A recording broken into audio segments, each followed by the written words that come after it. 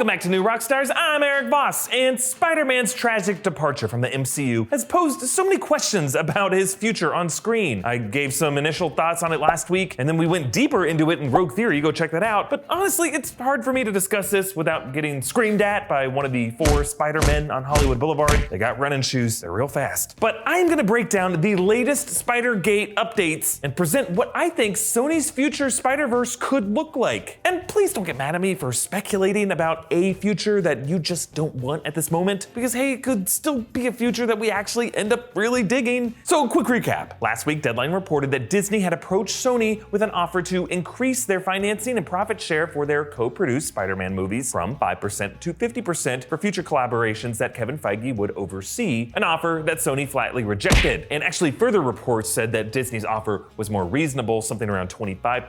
Sony, meanwhile, seems to be pointing its finger at Feige for being too busy focused on other Marvel projects, and actually some reporting has suggested that Disney execs like Alan Bergman wanted Feige to focus on incoming Fox Marvel reboots like The Mutants and Fantastic Four, rather than spending all of his time and energy making billions for a rival studio, Sony, that Disney would only get a piece of. Since Disney already owns all the merchandising for the Spider-Man brand, like the very profitable toys and the ability to get churros with a Spider-Man without running shoes in a fanny pack at Disneyland, Disney is already making plenty of billions from this character, so you could see how their profit-driven suits may feel like they have enough leverage to just walk. Now, there were some rumors in recent days that a secret deal between Disney and Sony was going to be revealed at D23. It did not happen, and the details did sound way too good to be true. They were saying there was a deal for 6 to 7 Kevin Feige, Tom Holland Spider-Man movies, which would follow Peter through college and beyond, meeting friends like Firestar, Iceman, and the future Avengers and Fantastic Four, in which Marvel would co-finance for 30% and get exclusive rights to stream Spider-Man on Disney Plus, and Venom would go to the MCU, and Marvel would co-produce all the live-action Spider-Man spin-offs, and all of us get Teslas. I mean, I'm all for wishful thinking, folks, but seriously? I mean, I hate to break it to you, but that deal probably isn't happening. In fact, most recently, Kevin Feige and Tom Holland have opened up and seemed to confirm Spider-Man in the MCU is indeed over. Feige said the deal was never meant to last forever, and that he was thankful to tell the story he always wanted to tell. Holland said that the future of Spider-Man will be different, but will be equally as awesome and amazing, and Holland probably said that while fighting the urge to spoil something, anything.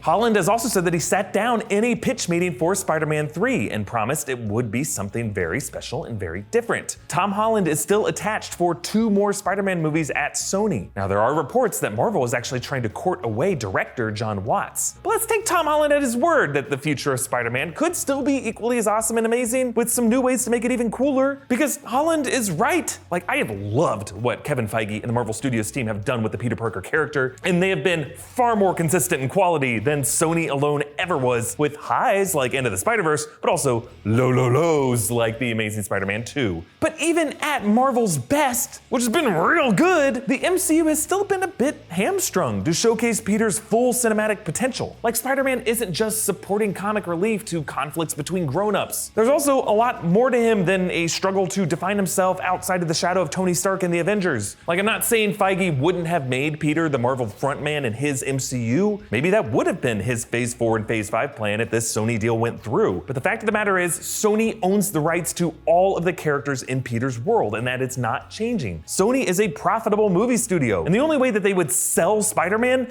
by far their most valuable character, to Disney is if Sony wanted to leave the filmmaking business altogether and go back to selling PlayStations, TVs, headphones. Now, that might happen someday, just not anytime soon, because Sony has, at least in one recent instance, proven its ability to hire creators who understand what makes Spider-Man's world special. Spider-Man Into the Spider-Verse, in my eyes, is the closest a movie has gotten to a true Spider-Man film. And not just because of the vibrant animation, this movie introduced a seemingly infinite world of interesting characters. It's funny, the action is great, the story is compelling, and the teen angst of the hero is the driving force of the narrative. It's not like the dismissed B story that Peter Parker has to swing away from and we all forget about while he's playing with the grown-ups. This isn't meant as a criticism of the MCU Spider-Man so far. It's just been kind of hard for them to put Peter Parker in Iron Man's world and not have Iron Man be in the spotlight of it. So let's just imagine that Sony is capable of learning lessons from Feige's successes with him in the MCU, and that Sony might be able to trust creative minds like those behind Into the Spider-Verse to roll out a slate of Spider-Man films that might fulfill Tom Holland's promise. Based on what we know right now, with the right writers and directors attached, attached, Sony's live-action Spider-Verse could be even more exciting than Marvel's announced Phase 4. Let's start with Spider-Man 3. As Tom Holland said, it is in development. Far From Home writers Chris McKenna and Eric Summers, who are super talented dudes, have already started writing the script. And before the breakup, Kevin Feige mentioned that the story would center around Peter Parker as a person. Really, this Sony Spider-Man 3 would not require Peter to reset his reality or anything. He could still live in New York, just picking up where things left off in Far From Home, and just not address any of the specific things that tied him to Tony Stark. So other than a depressing breakup between Aunt May and Happy Hogan, Peter Parker's story going forward is already largely severed from connections to the MCU. It sounds like it's more about conflicts with entities that Sony owns the exclusive rights to, like J. Jonah Jameson. Now, Peter Parker would not get to use Tony Stark's Iron Spider armor probably ever again, but really building his own new suits has always been what Peter Parker is all about. As I speculated before, this Spider-Man 3 could feature Peter Parker trying to clear his name while dealing with a new villain, perhaps Flash Thompson in a kind of Harry Osborn role, with Far From Home hinting at some background family drama for him. Maybe this could tie in things like Norman Osborn, Oscorp, and the Green Goblin. But when it comes to films currently on the schedule, Sony does have a Morbius Living Vampire movie in the works with Jared Leto coming July 2020. And then after that, the next movie on their lineup is Venom 2 coming October 2020, which will be directed by Andy Serkis. And after all this, we could be looking at a Venom Spider-Man crossover. As in the comics, this could feature these enemies joining forces to defeat an even worse threat, Carnage, with Woody Harrelson established as Cletus Cassidy in the Venom post-credit scene. Now, I will say, it would probably take a bit of elbow grease to adjust Tom Hardy's Eddie Brock into someone that we could plausibly see in a movie alongside Tom Holland's Peter Parker. But then again, I never would have thought moody hunk Thor could be taken by the quirky director of Hunt for the Wilder People and teamed up with Hulk in one of the best buddy comedy superhero movies ever. And yeah, I could see Andy Serkis pulling that off too. And by the way, another benefit, a Venom Spider-Man Carnage movie could also be more violent with an R rating, whereas Disney has said R-rated content will not be on their Disney Plus platform. Now, I'll get to the other movies that could fill out this Sony Spider-Verse slate, but before we continue, thank you to our sponsor, Skillshare, for helping us make this episode. Skillshare is an online learning community with thousands of classes covering dozens of creative and entrepreneurial skills. You can explore classes in everything from photography and creative writing to marketing, productivity, and more. Its premium membership gives you unlimited access to high-quality classes from experts working in their fields to help you gain new skills to live your best life. I have actually kind of embraced my inner Peter Parker lately by taking up amateur photography. So I have gotten a lot out of the Skillshare course, Street Photography, Capture the Life of Your City, taught by the cool cityscape photographer Trash Hand. Just be careful snapping photos of the Spider-Men on Hollywood Boulevard. They will chase you down and demand $10.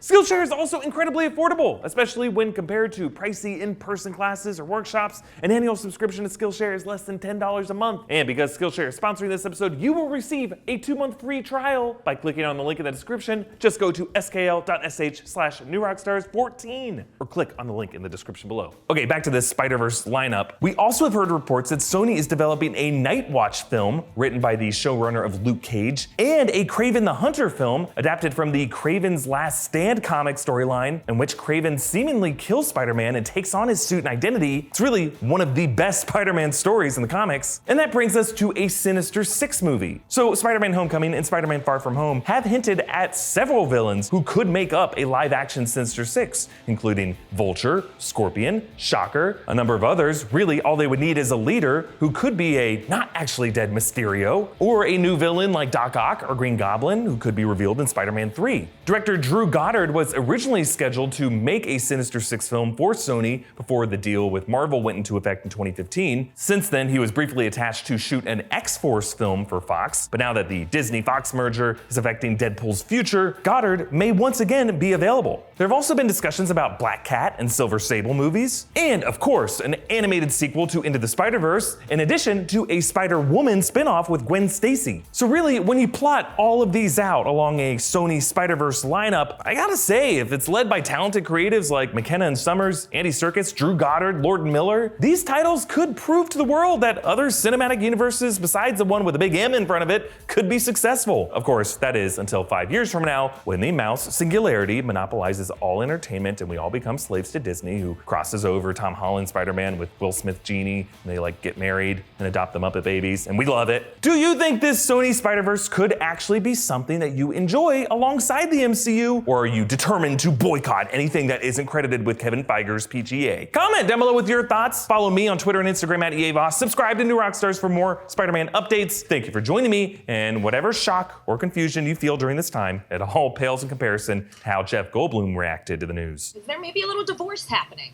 No, this is the first I've heard of it. Same Spider-Man? I'm crestfallen.